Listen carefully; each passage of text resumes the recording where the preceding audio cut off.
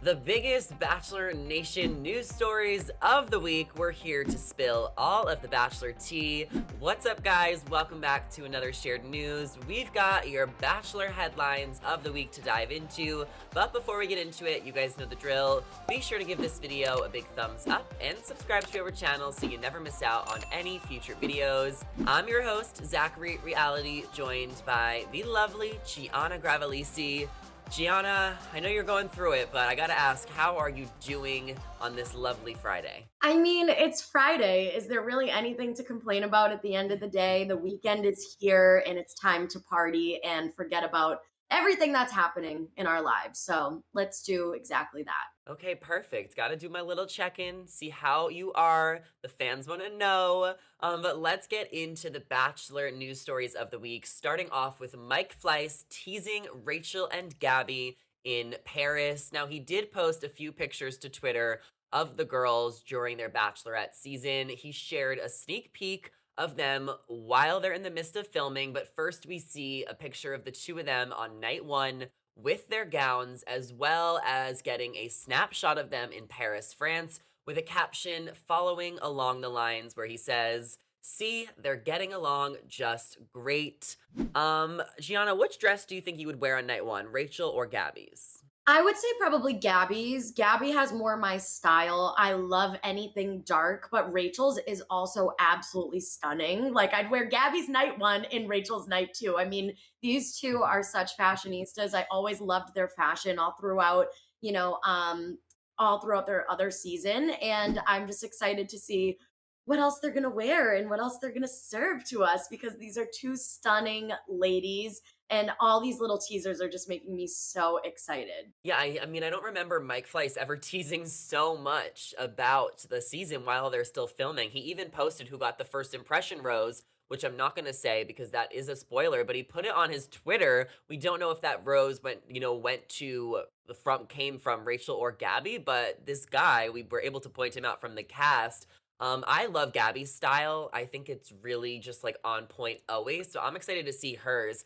But Gianna, we know they're in Paris right now, and then they're set to go on a cruise where they're going to be going all around Europe. Amsterdam is one of the spots. What countries and cities do you want to see them go in Europe? And what do you think's going to happen when they're on the cruise and like somebody gets sent home? Like, are they just going to like go overboard and get like a little life raft? I do think that producers will be throwing people overboard without a doubt. Like, how else can you get rid of them off the ship or send them to captain's quarters and lock them in a small room?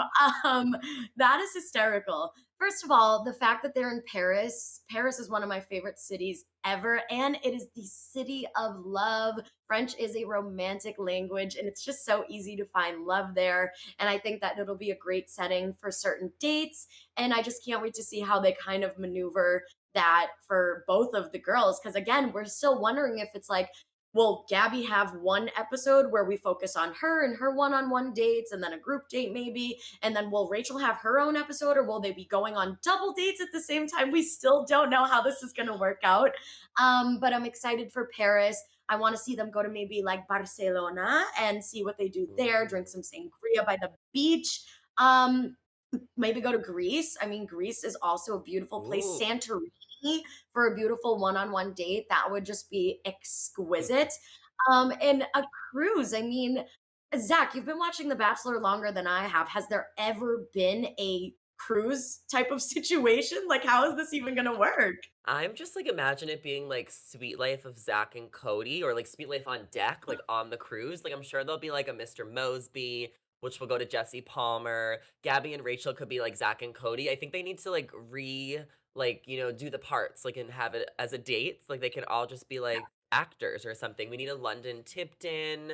And I'm sure that somebody will get thrown overboard. So I would beware, especially with these guys who are going to get competitive. So I'm just excited to see where they're traveling. We love to watch travel on TV since we're stuck in our own states of America.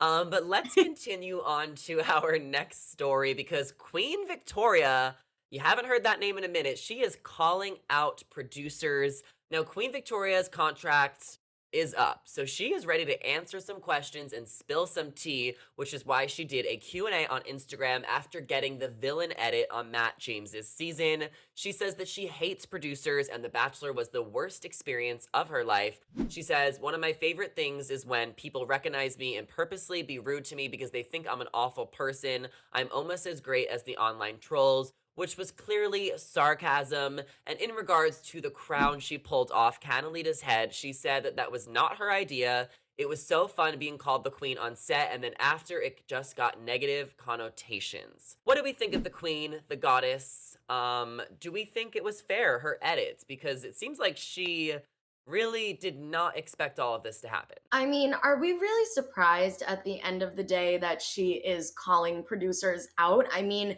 if we know anything about reality TV, especially The Bachelor in general, we know that a lot goes on behind the scenes that we really will never ever know about because, like you said, there's people on contracts and they can't even talk about behind the scenes because they'll get in trouble. And even when contracts are up, she still has to beat around the bush because God only knows producers could sue her for saying certain things. Like it's such a gray area. So the fact that she's even hinting a little bit that she had a bad experience, I'm just not surprised at the end of the day whatsoever. I mean, she really did have that villain edit. You know, she made a lot of us mad. We got to think about even like a Shanae situation too.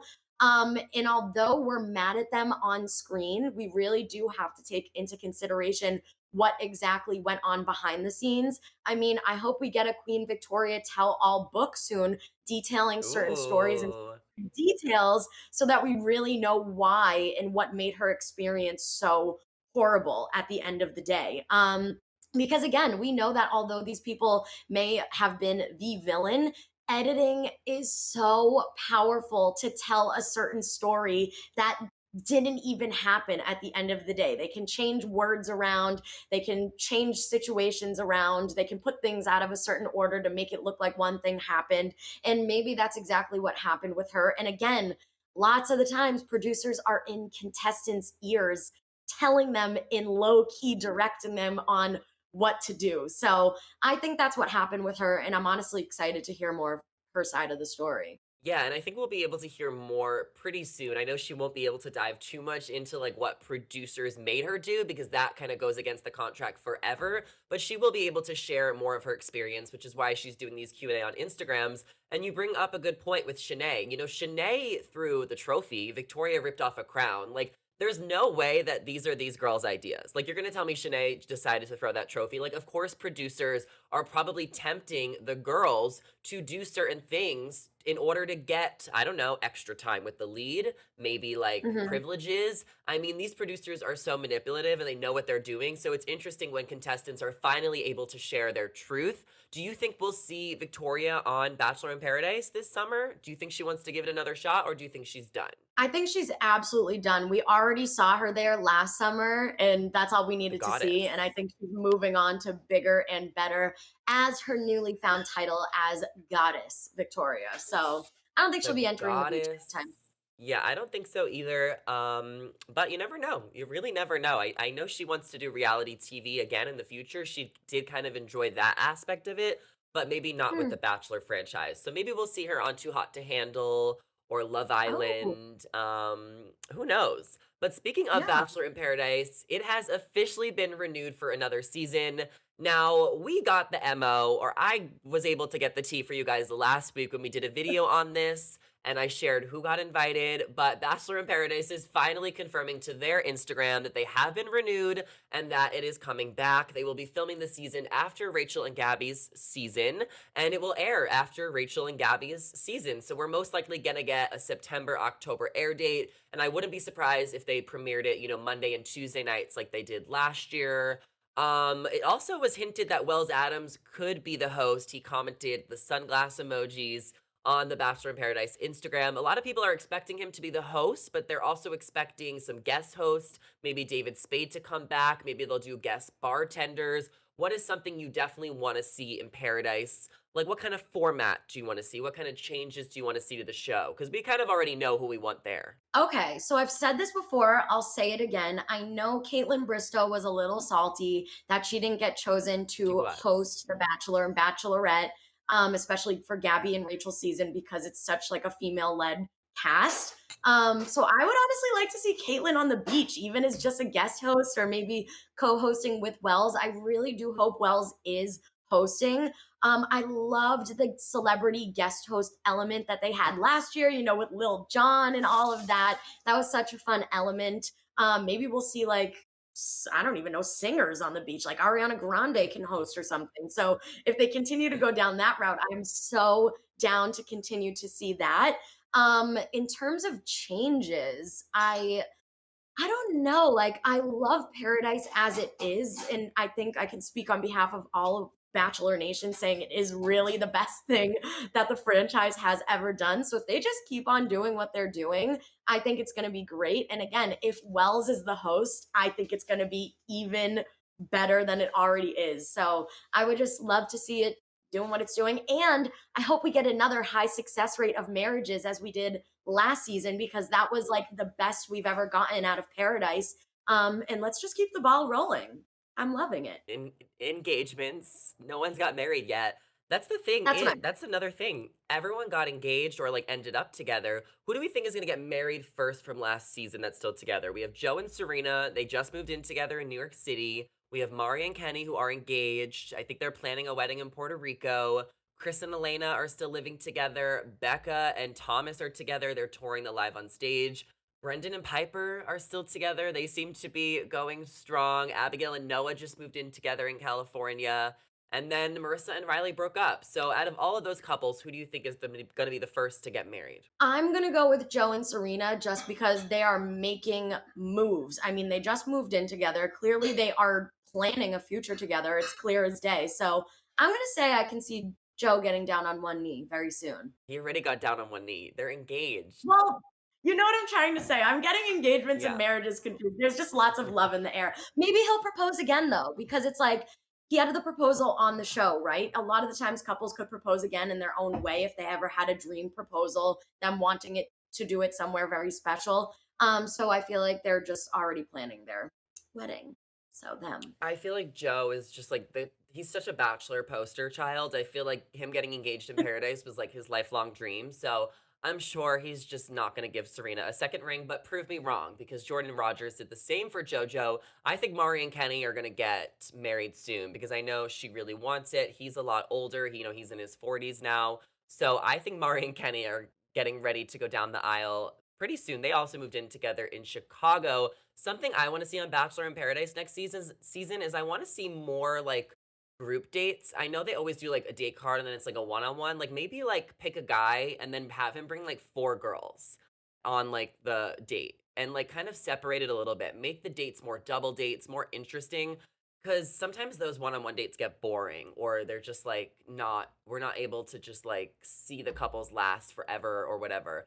But somebody who might be showing up to the beach next season is actually Marissa from Riley and Marissa. Apparently, she is looking for love again. She says, I want Bachelor Nation to know that I'm still looking for love. Love is the most important thing to me. I want a husband. She says, and also believes that the process of the Bachelor franchise works. I know this experience could work, but it takes two to make it work.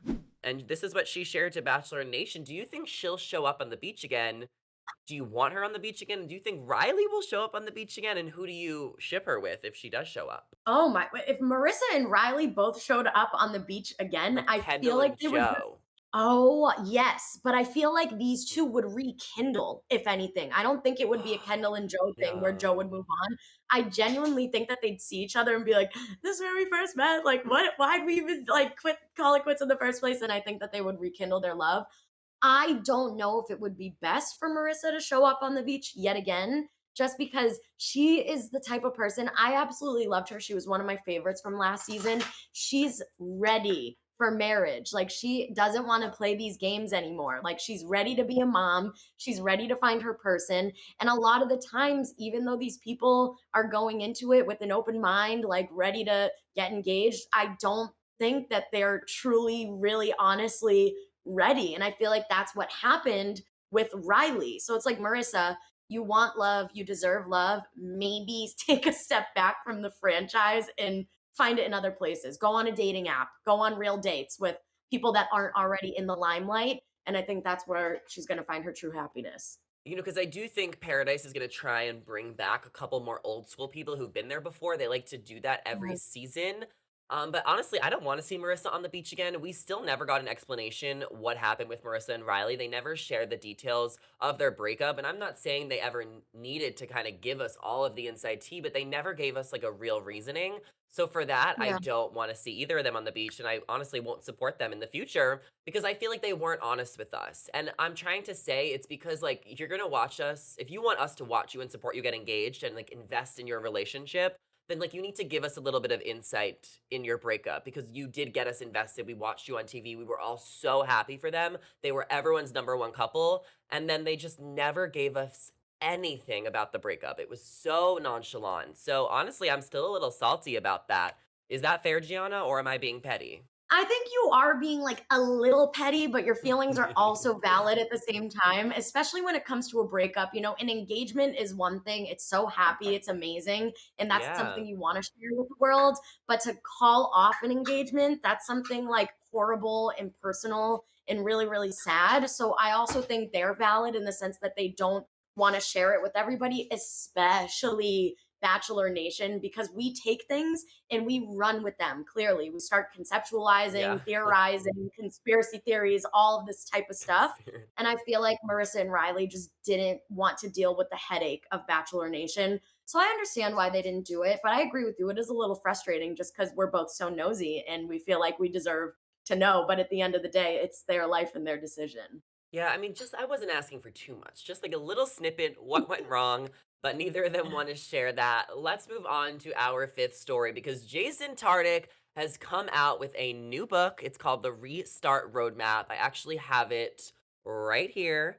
He looks Ooh. super handsome on the cover. He sent me a copy. Hmm. So I kind of had to browse through it. I didn't start reading it, but there is some tea in here that has gotten everyone already talking a little bit of bachelor tea.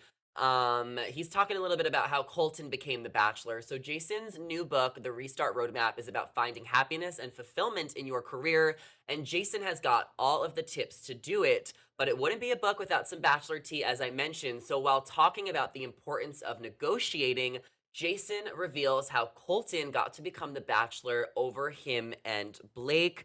Gianna, I'm going to read a little excerpt from the book. But I want to know, is Okay. this something you would read? Is this something you're curious about? What do you think of Jason's concept of the book? He's trying to motivate people to find fulfillment in their career and give them the tips to do so. Honestly, I've told you this before, Zach. I'm more of a fiction book lover. I like to read, made up stories. I like to read horror novels. And I've always said, like, I count on you to read these sort Yeah. of memoirs from Bachelor Nation. But Jason's book is different because it's actual career advice. It's not this tell all Yeah. about what happened, it's not about how he grew up and his past love life. So I think I'd be a little interested. I think I might have to borrow your copy once you're done with it. Yeah, you'll have to borrow my copy if I let you. Gianna, it's less than 200 pages, so it shouldn't be a bad read, but I am going to start reading it over the weekend. Also, I'm going to be binging The Ultimatum, so I am just so booked and busy right now. But I do want to read this excerpt because Jason does spill some tea. He says, I also appreciate a master negotiator when I see one. And no one is more masterful in negotiating, positioning, and selling themselves than the Bachelor Nation star Colton Underwood. Talk about playing to the emotions of the decision maker and of his audience. Colton does this better than anybody I've ever seen, and it seems to come naturally to him. You probably know that getting cast as the lead role of The Bachelor requires a number of interviews. Colton, Blake Hortzman, and I have talked to one another about our interviews, which for Blake and me were pretty vanilla and straightforward. The interviewers asked us questions about ourselves, and Blake and I talked about who we are and what we wanted our vision to be for what was next. Holton went into the interview prepared to sell to these powerful and experienced masters of television the thing he believed they wanted with all their heart, which was not necessarily what he wanted. As he later told me, he looked into their eyes, agreed, and told them that Blake and Jason were good guys to have a drink with, but do you want to see good guys for your bachelor or do you want a good TV show that gets you ratings? Because I am the guy who will deliver that. So basically, Colton, he was willing to sell his buddies out and basically say, they're not going to give you good TV. I'm going to give you good TV. Make me the bachelor. That's what this excerpt says because Jason is kind of teaching his readers about the art of negotiating. So that's kind of why this bachelor tea was brought up because he was using it as an example. How do you interpret this and what do you think of this? Okay. I have to say, I I'm with Jason. I applaud a master negotiator just because like that's something that I've learned in my own life. Like if you want something, you're going to do anything and everything you can to get it. I mean, you got to climb your way up the ladder, you got to throw elbows, and that's exactly what Colton did. Do I think it was a good idea for him personally just because of everything that we know he was going through in the moment? Absolutely not. But good for him at the end of the day. And I feel like it was also a little bit of fate that Jason didn't end up becoming the bachelor because obviously now Mm, he's with Caitlyn and we know that that all worked out and they're happy as ever. So like everything happens for a reason. But that's so interesting that Colton essentially threw Jason and Blake under the bus. they're Um, boring. but again, it's if you want something, get after it. And that's exactly what he did. So I can't say it was a bad thing on his part, honestly. Good for him in a way. Well, it's also kind of confirming that Colton was not in it for the right reasons. I mean, obviously he wasn't, considering Very true.